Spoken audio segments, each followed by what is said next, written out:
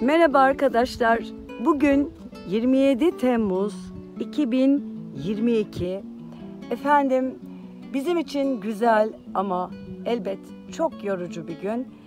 Size Saman Evim Çiftliği'nin ana evinin şantiyesinden bugün sesleniyorum.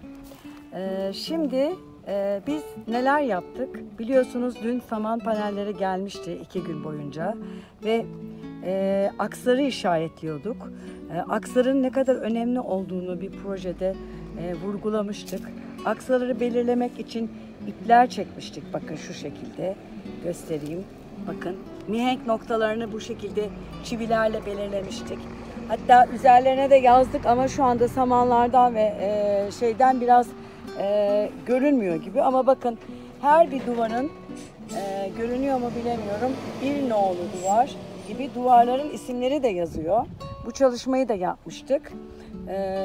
Ve yatak odasının duvar kısmında bir çalışma başlattı arkadaşlar.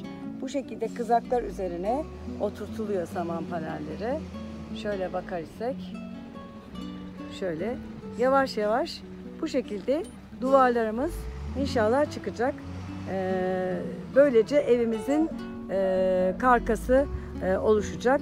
Ama bu evle ilgili size önemli bir şey söylemek istiyorum arkadaşlar.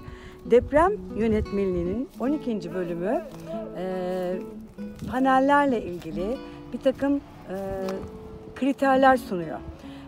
Bu kriterlerden bir tanesi şu: herhangi bir ahşap panelin duvarının taşıyıcı olabilmesi için, bu saman paneli olur, böyle ahşap karkaslı saman dolgulu bir panel olabilir.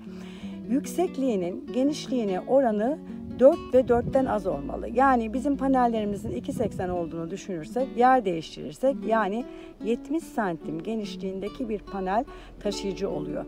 Standart panelleri 60 santim arkadaşlar. Dolayısıyla şu sadece tek bir panel taşıyıcı değil, ikisi yan yana geldiği zaman yani 120 santimlik bu panel taşıyıcı duvar niteliğinde oluyor. Mesela şu karşıda gördüğünüz duvar taşıyıcı bir duvar arkadaşlar. Neden? Bakın kaç tane 1, 2, 3, 4, 5 tane 60'lık ve yanında da kısa bir panel var. Dolayısıyla minimum 2.80 yüksekliğini konuşuyorsak 70 santim genişliğindeki bir panel duvar taşıyıcı ve 70'in üzeri tabii ki taşıyıcı, 70'in altı taşıyıcı olmuyor. Şimdi biz bu projeyi, yani ben bu projeyi çözerken ahşap dikme ve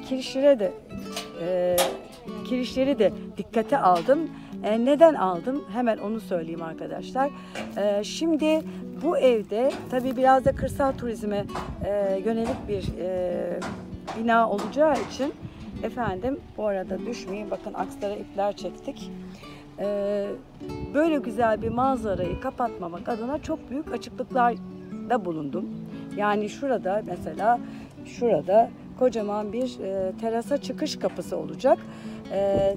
Bu açıklıklarda çatıdan gelen yükleri de taşıyabilmesi için, mahyanın yüklerini de taşıyabilmesi için vesaire bir takım statik nedenlerden dolayı ahşap karkaslı saman panel duvarlı ev gibi. Yani sadece saman panel duvarlara değil, bazı noktalarda evet panellere, ama bu tarz açıklığın çok olduğu yerde ise ahşap dikme, yani ahşap kolonlara ve kirişlere de güvendik.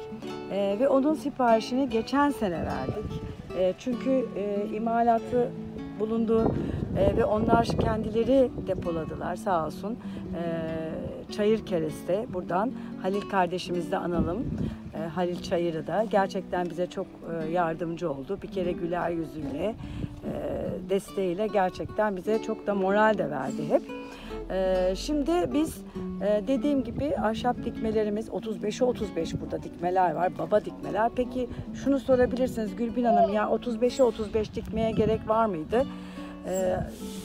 Aslında şöyle, normal şartlarda sadece ahşap çözüyor olsaydık gerek yoktu, ama panellerimizin 35-35 olması nedeniyle arkadaşlar, panellerin öpüşmesi açısından o dikmelere evet gerek vardı. Bu şekilde bir proje çözdük. Size projenin her aşamalarını göstereceğimizi söz etmiştik.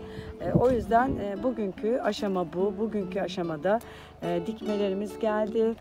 Onlar indiriliyor. Bakın bu şekilde imalata başlandı.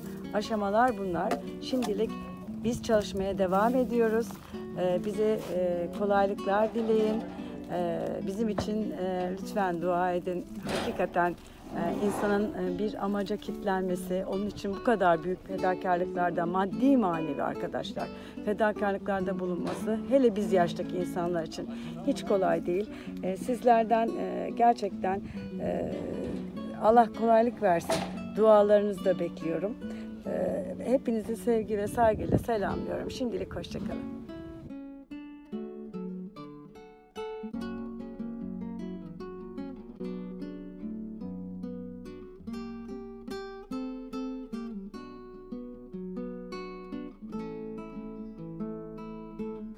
Evet, arkadaşlar dedi ki, bir de dediler şu senin dikmeler, meşhur dikmeler, kirişler geldiğinde de sağ olsun kamyoncu beyefendi arkadaşımızın getirdiği malzemeler dökülürken de bir çekin dediler. O zaman ekip bir el sallayın. Evet, şimdi büyük gün, benim için de büyük gün. Bu arada ipler var diye dikkatli arka arka gidiyorum. Benim için de büyük gün.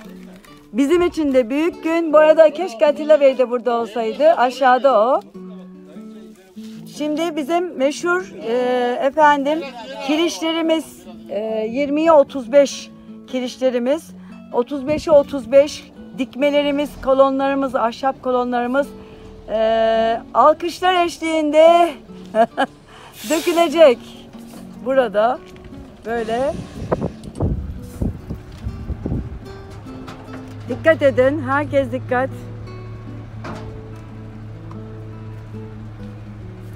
Şimdi kaldırdığımız zaman böyle diyebilir yani. Evet, evet. Evet.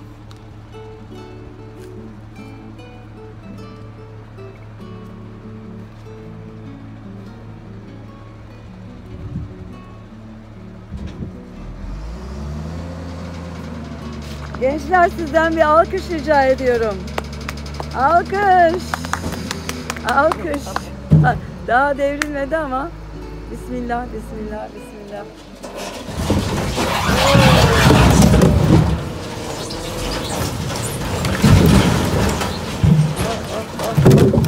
Kirişler, dikmeler. Evet, işte buyurun. 6 metre boyunda o uzunluğu yekpare geçebilecek statik hesaplarla mukavemeti doğru hesaplanmış kirişler, dikmeler hepsi burada. Güzel bir gün. Hadi bir el sallayın, tekrar bitirelim videoyu. Teşekkür ediyorum. Bay bay.